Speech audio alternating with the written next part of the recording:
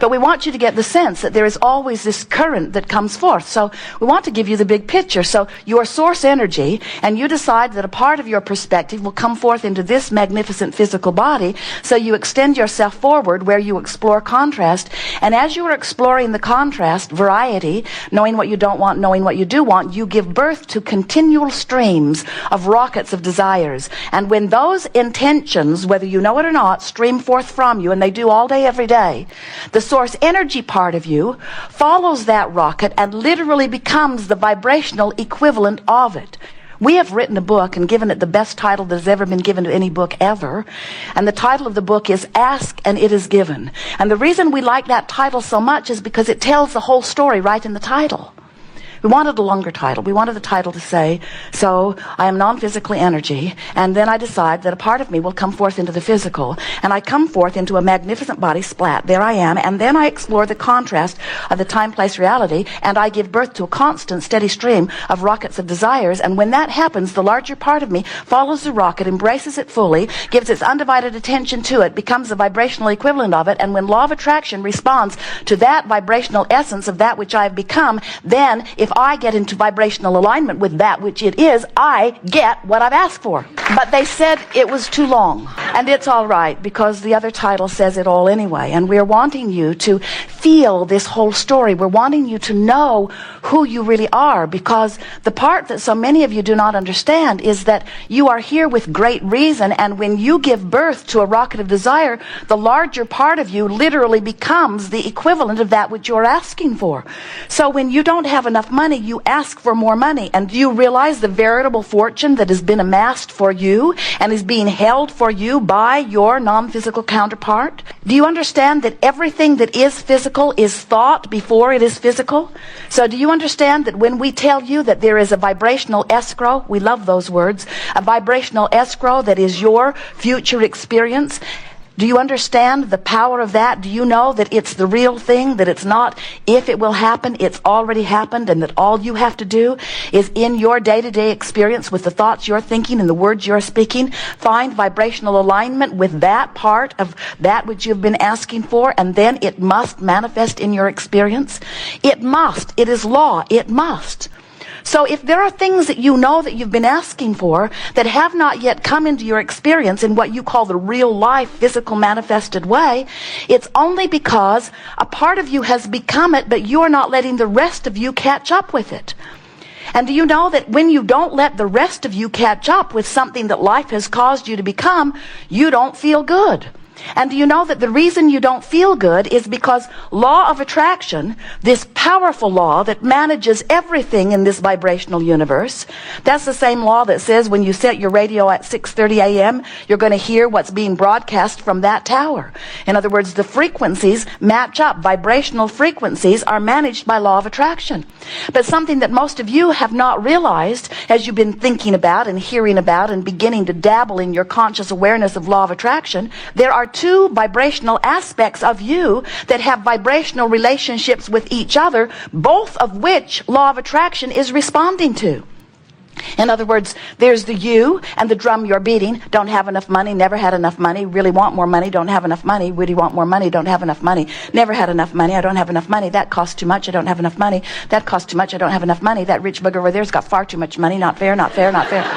So as you're beating the drum of not enough money, even though there's a veritable fortune in your vibrational escrow, and even though the non-physical part of you is standing there as the holder and the liver and the beer of all of that fortune, and even though law of attraction is responding to both versions of you, you can't in your physical form experience the expression or manifestation of that abundance if you're beating the drum of not enough money.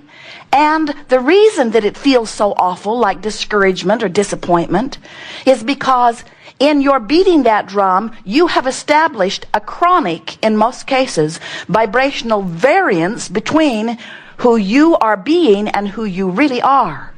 You are a prosperous being, but you're not letting yourself be it. And that vibrational variance feels like negative emotion to you. You see how it works? So, have you been hearing about law of attraction? Of course you have. You have been hearing about law of attraction, and do you understand that what you think about and what you speak about and what you feel becomes your point of attraction, so that law of attraction is giving you what you are offering vibrationally? Beginning to get the sense of it as you play with parking lots and lovers and different things. So as you understand that law of attraction is responding to your vibrational offering, do you now get a glimpse of understanding that law of attraction is responding to this larger part of you too? Did you hear us? Or here's a better way of putting it. Do you sort of kind of accept, or being gentle, that you are really this larger energy, this eternal being? And do you accept that you are simultaneously this physically focused being? And do you accept that law of attraction is responding to all aspects of the vibrational beingness that is you? And does it make sense to you, since this is the eternal you that has been around longer than dirt, been around longer than this physical experience, been around longer than you have any way of conceiving in terms of time, this you and this you, which one do you think law of attraction is responding to in the strongest way? Which of those vibrational responses do you think is the strongest? We may be hinting. So as you acknowledge that this part of you has for a very long time isn't even the right expression, is so timeless and so eternal. Law of attraction has been responding to this eternal essence of that which you are for such a long time. Can you feel the pulling power of law of attraction responding to that part of you that is standing in your vibrational escrow, and law of attraction is responding to it? Can you feel it? And if you can feel it, can you feel the pulling power of that? What we're wanting to demonstrate to you is that because you've been around for a very long time, and because you've lived so many lives, and because law of attraction is responding so profoundly and powerfully to the vibrational essence of that which you are, there is this enormous, fast-moving river or current that is flowing toward that which you really are, and everything that you've ever asked for in this physical experience and beyond.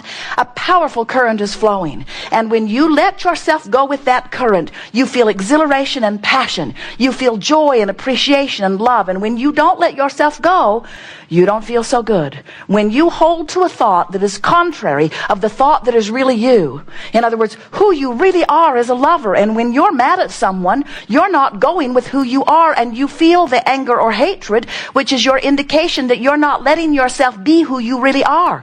You're not letting yourself be who life has caused you to become. And the thing that is most interesting about this is that because of the life that you're living, and because of the contrast that you're evaluating, you are the one who is giving the speed to your stream. You're also the one who's either going with it or not going with it. And so you are in total control, not only of how you feel, not only of whether you go with the stream toward everything that you want or not, but you have total control over everything that manifests or doesn't, and how fast it manifests or how slow it manifests in your experience. You're in total control of everything, but most of you don't even know it. Most of you don't realize that there is this powerful stream. Most of you don't realize the importance of the contrast that you are living. That's why when we say, do you enjoy the contrast of your time and place, you say, yes. But when you get this whole picture, when you understand that you came forth expressly to live the contrast, and you knew that the contrast would put things in your vibrational escrow, and doing so would cause an expansion of that which you are, and you knew that law of attraction would respond powerfully to that part of you, and you knew that the source would call you toward it, and you knew from your non-physical perspective that when you go or even turn in the direction of it, you will feel ease and joy, and you knew that when you paddled upstream, it would not feel so good. You knew that before you came forth. And we promised you that we would remind you once you got here. So here you are asking for that reminder, and here we are giving it to you. So many of our physical friends, we see you. You take your boat down to the stream, and invariably you turn that boat upstream and begin paddling very hard. And we say, why not turn and go with the flow? And you say, most of you, oh, that just seems lazy. The people who are really making it happen are all paddling very hard upstream. There's no gain without pain. Only those who persevere are virtuous and valiant, and those are the ones that get the monuments in their name after they croak. We like to be disrespectful of death since there isn't any. Then we listen, always enjoying your warped perspective. And then we cannot help ourselves when we say to you that nothing that you want is upstream. And the reason that we are so emphatic about that is because we know this cycle of life. We know who you are before you come into this body and who you remain even though you're in this body. We know the vibrational relationship between who you are and who you in this body, in this life, has caused you to become.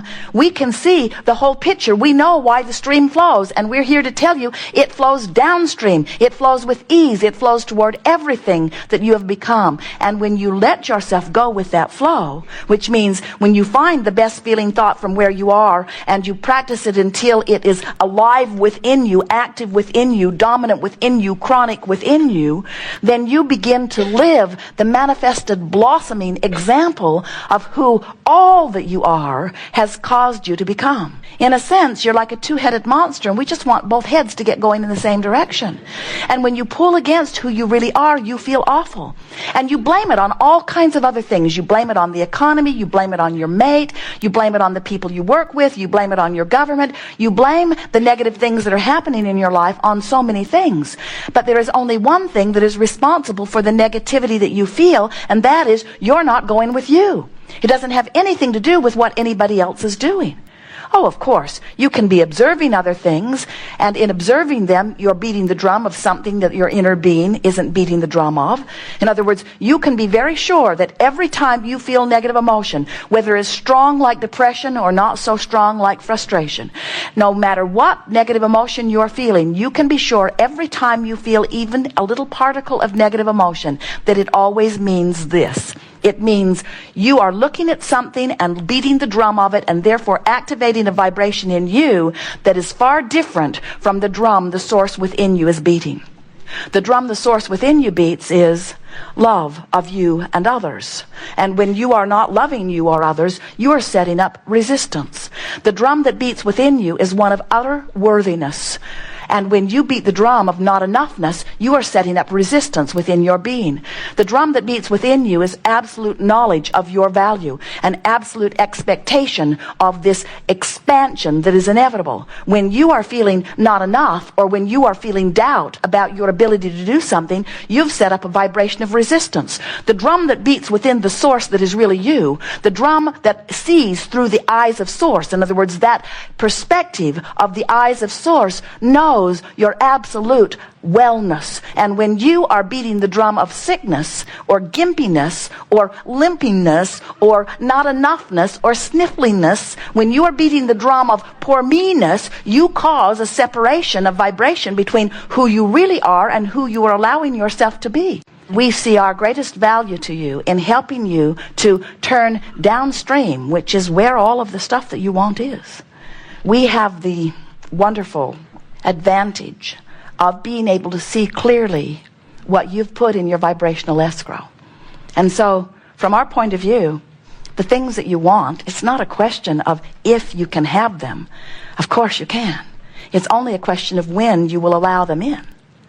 And that has to do with how quickly you get a handle on these vibrational indicators and then do something about shifting them.